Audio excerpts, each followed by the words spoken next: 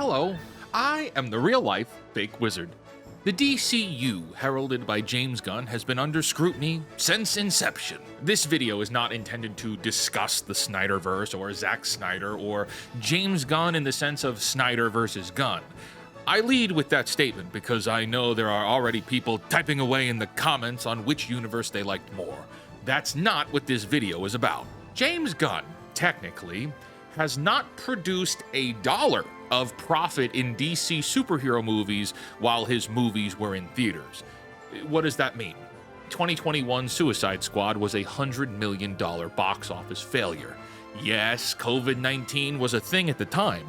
Regardless, it's still a $100 million stain on a legacy that hadn't even begun yet. Fast forward, and we get Peacemaker Season 1, which didn't break any streaming viewership records, and in between controversy and drama on Twitter nearly every other day, eventually that would lead us to Superman 2025, which was meant to be the launching point of the new DC universe. Now that the dust has faded on Superman, we can see now that this movie, as astroturfed as it was with marketing dollars, failed to be profitable while it was in theaters. I keep pointing out the in theaters caveat because Suicide Squad and Superman could have and likely did make money in other places like home video and streaming. At least for Superman, we can speculate that it did. As for Suicide Squad, I don't think we'll ever know. But that brings us to Peacemaker Season 2, which ratings-wise dramatically underperformed. It didn't even hit the Nielsen charts despite getting an internal 22% bump for HBO's internal metrics. Now, I need to break for a moment here and explain that the controversies that I haven't mentioned have absolutely been factored into the overall James Gunn legacy equation. Every other day, even today as I record this video, there are quotes from James Gunn himself appearing online describing his views on the DCU, and these quotes are rendered down to being sometimes lies, sometimes bad marketing, sometimes pride going just a little too far. Overall, this arrogant marketing flair has led to confusion and distance for customers, or in this case, viewers who might have watched or paid to see any of this DCU content. But okay, I can hear you already. Wizard Man, well, what does all this mean? Where are you going, and why is it bad if James Gunn fails? Why would James Gunn's failure be a bad thing? Okay, let's talk about it. So let's set up the facts here, or in this case, rumors. Superman and the DCU are owned by Warner Brothers Discovery. At this moment, the Ellison family, through their newly merged Paramount Skydance company, are attempting to merge also with Warner Brothers Discovery, which would mean that Star Trek, SpongeBob, Harry Potter, and DC Comics would all be owned by the same company. If this merger were to happen, the very clear rumors are that James Gunn would be removed from his stewardship of DC, and the entire universe would be reset once again. That is what is happening in the world as we come into this conversation. But I think, moreover, if this DCU experiment does fail, and it looks like it is even without Ellison family intervention, that sends out very bad signals for not only superhero films, but movies and storytelling as a whole. People are burnt out. People are done. People are sick and tired of waiting for new installments that either take half a decade to receive or end up never happening at all. People are tired of finally getting projects that were promised and having them underdeliver or end up being borderline offensive. Heck, maybe they actually are offensive. These statements can apply to the entire entertainment industry, yes, but if we look specifically at the superhero genre, if this DCU series fails, it's not coming back. Superman is toast. Batman is toast. No one cares anymore. Audiences are not going to keep coming back when every entry before it was lackluster and wasted their time. Let's look at Peacemaker here. Season 1 came out in 2021. It took place in the previous DCU series, which was unceremoniously canceled with the Gunn takeover. And also, let's not forget the box office on those final DCEU films were embarrassing. Don't give me the disingenuous COVID argument, okay? Spider-Man released in the peak COVID season and made $1 billion. Theaters were packed in 2021. The DCEU was on life support from poor management before Gunn took things over, which means that if people were already tuning out of the original universe's films, it's gonna take a lot to get them to come back for a restarted series. They were already bored as the last one died, but then the wait time between Peacemaker 1 and Peacemaker 2 was 4 years? 4 years for 8 episodes to get 8 more episodes? And then you have to wait week to week to week to week to get these repulsive, offensive, and unsatisfying weekly episodic entries. Peacemaker Season 2 ends on one of the nastiest cliffhangers, where all of the growth that the characters experience is stolen away in order to set up future things to come in the overall universe. Well, when are we going to get those payoffs? In another 4 years? Peacemaker Season 2 was not good enough for general audiences to wait 4 more years. And so, James Gunn, whether you're a fan or not, has created a loop with his content. You have to wait a long time to get new content, and when you do, it's going to be used as setup for the next thing to come. There is not going to be satisfying, conclusive payoffs in this world. Now, some of you might say, well, Wizard, Marvel had setups for future films in their movies. Yeah, but the original MCU still delivered on satisfying that singular story first and foremost. We didn't hear about the Avengers Initiative until the end credits in Iron Man 1. Even Captain America, the First Avenger, told a conclusive Act 1, Act 2, Act 3 story before setting up for the Avengers. But okay, I can hear you. Television sets up for more television, right? Like that's what all television shows do now, unless it's Survivor or MILF Manor. Most television is predicated on cliffhangers and giving you a reason to tune back in 5 years from now when the next season drops. So what about Superman? What about James Gunn's Superman movie? Superman, and I understand that a lot of people enjoyed it, which is good, and I'm not going to take that away from you. Well, it needed to be a knockout. Superman 2025 needed to be uncontroversially beloved by everyone. This needed to be a golden ticket success. James Gunn's Superman film, if it truly was to be the launching point for this whole new franchise, needed to be undebatably excellent in the eyes of every audience member. That is an exceptionally difficult challenge to face, but remember all of the baggage that this thing was carrying. The DCEU was bleeding out. Henry Cavill was done horribly dirty by the prior leadership, which people like myself are still disappointed about.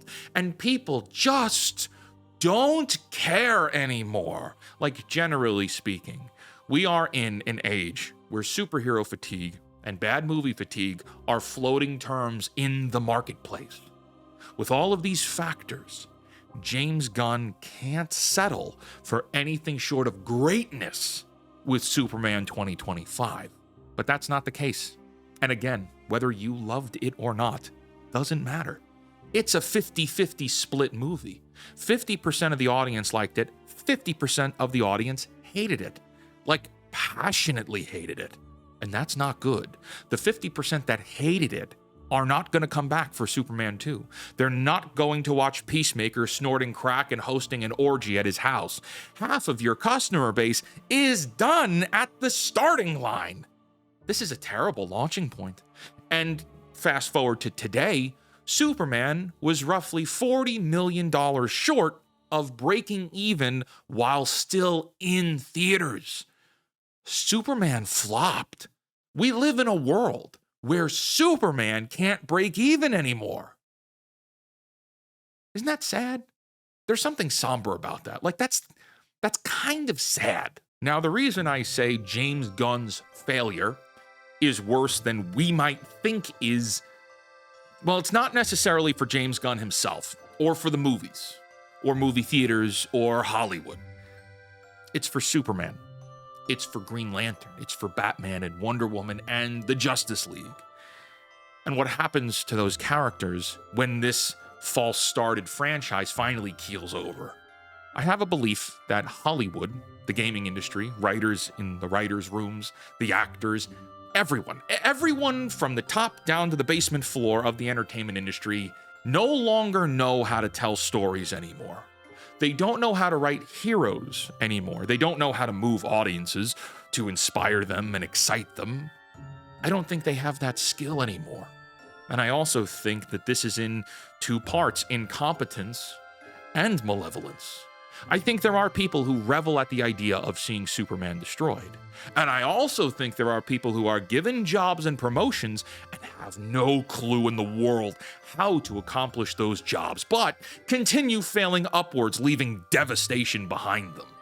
And what does that mean for the characters and franchises that they've stewarded along the way? What does that mean for the Man of Steel? Death. It means death. If you're watching this, there's a good chance you're a fan of nerd culture, to some extent. You may have an action figure or two, you may play video games, you watch movies, you might even still have comic books. And actually, that's a good place to start. Comic books. Comic books were hijacked by ideologues and people who don't care about honoring and preserving the characters they steward. They injected their own selfish identities into characters that never needed any of the writer's personal baggage.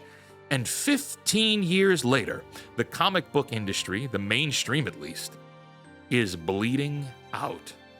Comic shops close all the time. Customers are just not coming back because the stories aren't good anymore. The characters, like the writers themselves, are self-centered assholes that care more about themselves than being the heroes we bought the books to read about. And so, over time, less and less people bought comic books, putting the entire industry in the toilet. Okay, well, let's look at movies too, and video games, and TV shows. That same thing has happened. Selfish and/or incompetent people have taken over Superman, and audiences aren't going to see Superman anymore. What does that mean for Superman for future generations? See, Superman, like Batman and Luke Skywalker and Spider-Man, is a character, like many of you, that I grew up with.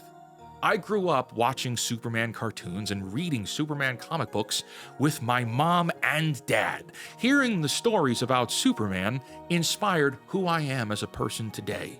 Heroes of my childhood informed and shaped the person that I would become. I like to believe I turned out okay, but I'm a dude dressed like a wizard making YouTubes on a Tuesday. So maybe I'm not the best case study. Moreover, all of human existence is storytelling. Our belief systems are based on storytelling. Who you are and what you believe is rooted in the story of your life. And as we look around at this very dark world, very complicated and negative world, we're losing heroes. We're losing the values of heroism. We're losing the morality in heroism, in masculinity, in leadership, in right and wrong. You see, the world would have you believe that every single thing is morally gray. That's not necessarily true. Yes, there are morally gray decisions at times, but there is still good and evil. There is good and there is bad. And like an executioner, Hollywood and the writers in the entertainment industry move from story to story, from hero to hero, cutting off the scalp of every legacy character they can get a hold of. No longer will these heroes be able to represent goodness and self-sacrifice and self-restraint. No longer will they personify unbelievable feats of strength. It takes strength to show restraint to hedonism. It takes strength to never give up, or to do the selfless thing when you want to be selfish. Superheroes, and most heroes in general, are not meant to be human. They're meant to be figures to inspire you, and like a cancer, like a vicious disease, the infiltration of the entertainment industry has left all the heroes shallow husks of what they used to be. Now you could say to me, well, Wizard, James Gunn tried to talk about goodness in the new Superman movie. Too little, too late. And there was too much else wrong with that movie that diminished any of those positive values. He also followed it up with Peacemaker, which is an aggressively hard show to watch, filled with rampant degeneracy and self-destruction, at the cost of the hero figure that had already experienced a similar character arc in season 1. Spare me saying that Superman was all about goodness. Too little, too late. Luke Skywalker was destroyed, and since then, Star Wars' magnitude in the zeitgeist has dramatically diminished. Comic books had their heroes abducted by identity politics and social ideologies. Since then, the magnitude of comic books in the zeitgeist has dramatically diminished. Doctor Who, Halo, the Marvel Cinematic Universe, Terminator, Pixar films, He-Man, James Bond even, have all diminished to some extent because they were hijacked by bad faith actors, and they became selfish in place of selflessness. Now, remember at the beginning here when I said the Ellison family was trying to acquire Warner Brothers? Well, they're doing that on the basis that they think they can make movies great again, or whatever they're saying. So let's play this out. The Ellison family acquires Warner Brothers. They fire James Gunn. They restart the cinematic universe again, and let's also say that they've really pulled out all the stops and hired people who are making total magic. Let's go ahead and say this is one of the best Superman films ever, like genuinely, and let's say it hits theaters. Do you know what happens next?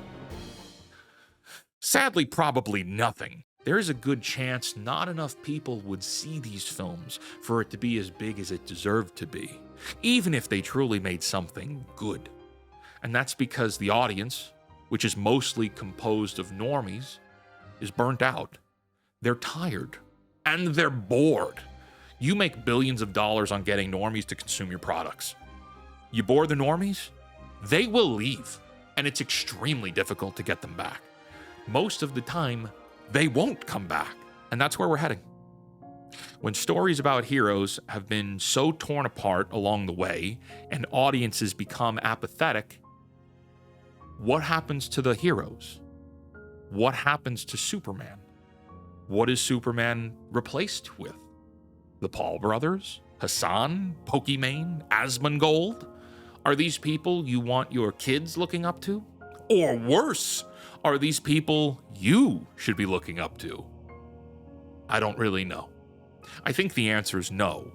And it's for reasons like this I want to implore you to seek out education yourself. I want to ask you to learn how to be creative on your own, to start telling your own stories, to make your own heroes, and to inspire others around you to do the same thing. Superman might be either dead or dying, which means it's up to us now to create the next age of super, to create the next age of heroes. I believe that all of the heroes from the stories that defined us are gone. Well, you spent all this time consuming stories about heroes. Maybe it's time to do a little of what they would have done.